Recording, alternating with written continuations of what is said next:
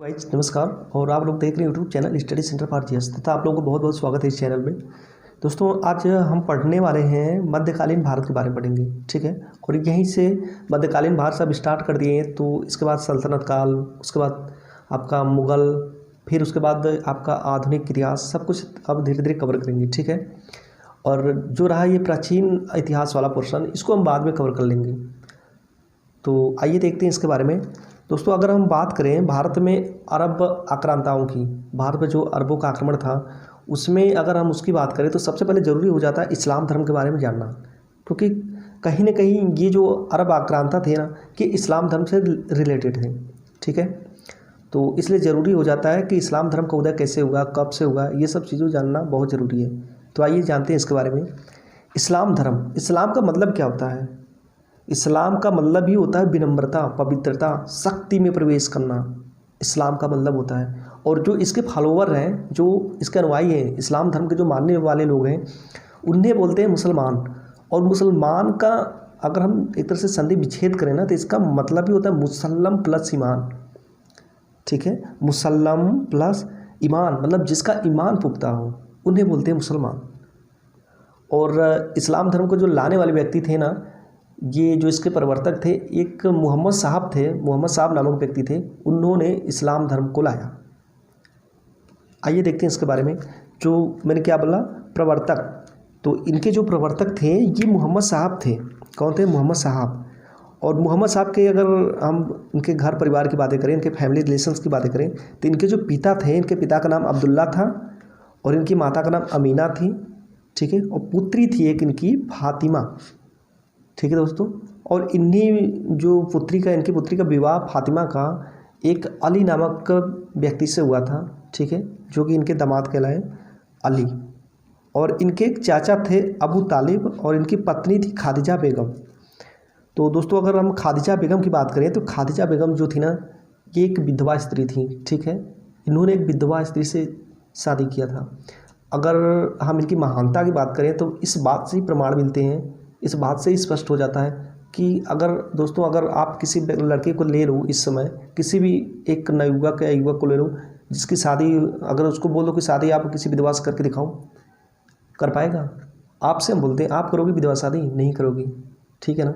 लेकिन इस समय, इतने प्राचीन समय में भी, काफ़ी पुराने टाइम में भी इनके अंदर वैसे कोई भावना नहीं थी। इन्होंने विधवा को भी एक्सेप्ट किया, स्वीकार किया। ये भी चाहते तो नहीं करते, लेकिन इनकी महानता ये चीज़ें दर्शाती है, ठीक है दोस्तों।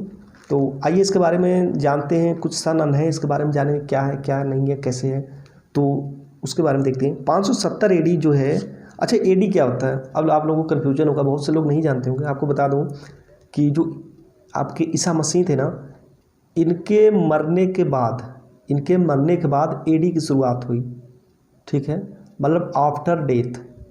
तो इनके मरने के बाद आफ्टर डेथ बोला जाता था, तो 570 आफ्टर डेथ। और एक बोला जाता है बीसी, तो ईसा मसीह के मरने से पहले जो सन होता था उसको बीसी बोलते हैं, मतलब बिफोर क्राइस्ट, ठीक है। तो इस तरह से हुआ। तो देखिए 570 एडी में इनका जन्म हुआ था और उसके बाद 610 एडी में इनको एक खुदा का संदेश मिला। खुदा का संदेश मिला, एक हीरा नामक पहाड़ी थी, वहीं पर इनको खुदा का संदेश मिला। और दोस्तों ये भारत के परिप्रेक्ष्य में नहीं है, उस समय इस्लाम धर्म भारत में कहीं भी नहीं था, ठीक है। ये अरब प्रायद्वीप की बात हो रही है, सऊदी अरब में जिसको बोलते हैं ना आज, तो लगभग उधर की बात हो रही है। पूरा अरब प्रायद्वीप जो है ना, कि सऊदी अरब की बात हो रही है, अरब प्रायद्वीप की बात हो रही है। फिर उसके बाद देखिए 622 एडी में हिजरी सनवत की शुरुआत हुई। सॉरी दोस्तों, जब ये मक्का से मदीना जा रहे थे एक बार 622 एडी में, तो क्या किया कि ये मक्का जाने के उपलक्ष्य में, मक्का से मदीना जाने के उपलक्ष्य में इन्होंने क्या कि हिजरी सनवत की शुरुआत की। हिजरी सनवत क्या होता है? हिजरी सनवत क्या है?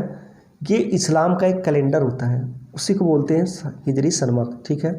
और 632 ईस्वी में 632 ईडी में इनका इंतकाल हो गया। दोस्तों 60 या 62, आप देख लीजिए, 570 एडी में जन्म हुआ, 632 एडी में इंतकाल हो गया, मतलब 61-62 वर्ष में ही इनकी मृत्यु हो गई। ये तो फिर बड़ा दुर्भाग्य, क्या बताएं इसको, दुर्भाग्यपूर्ण ही बोला जाएगा, जो इतने अच्छे व्यक्ति की मृत्यु इतने कम उम्र में हो गई, ठीक है। तो इस तरह से आपका इसको ध्यान दीजिएगा। ये लोग ये सब चीज़ें आपका एग्ज़ाम की दृष्टि से बहुत ख़ास है, इसको आप लोग लिख लीजिएगा, नोट कर लीजिएगा। अगर फिर हम इस्लाम की बात करें तो ये धीरे धीरे क्या हुआ ना कि जो अरब प्रायद्वीप था प्लस उत्तरी अफ्रीका का जो क्षेत्र था, धीरे धीरे इन सब देशों में, उत्तरी अफ्रीका के क्षेत्रों में, अरब प्रायद्वीपों में ये इस्लाम धीरे धीरे फैलने लगा। और इस्लाम जो है ना ये आपका एकेश्वरवाद की बात करता है। इनका मानना है कि ईश्वर एक ही है, ठीक है, और उसका नाम अल्लाह है।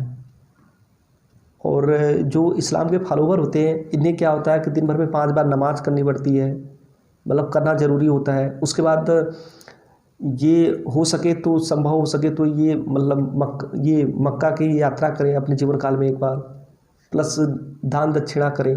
तो इस तरह से बड़ा ज़रूरी होता है एक मुसलमान के जीवन में, ठीक है दोस्तों। उसके बाद अगर हम इस्लाम की बात कर रहे हैं तो सबसे पहले ये चीज़ें ज़रूरी हो जाता है कि मतलब जो खलीफा होते हैं ना, तो इन खलीफों की भी हम थोड़ी बात कर लें। तो जो खलीफा मतलब मोहम्मद साहब के मरने के बाद, इंतकाल के बाद क्या है कि जो इस्लामिक साम्राज्य को चलाने की जिम्मेदारी आ गई वो खलीफाओं के ऊपर आ गई। इसके पहले, ठीक है, इसके पहले जो खलीफाओं से पहले इस्लामिक साम्राज्य उसका मतलब वो करता था। जब मोहम्मद साहब थे तो उस समय इस्लाम को चलाने की जिम्मेदारी इस्लामिक साम्राज्य करता था। उनके मरने के बाद ये भार जो आ गया खलीफाओं के ऊपर आ गया। लेकिन पता है इसमें भी फूट पड़ गई। फूट क्या पड़ी कि इसमें खलीफा बनाने को लेकर के दो वर्गीकरण हो गया, उनका मतभेद हो गया आपस में मुसलमानों में कि हम खलीफा किसे बनाएं।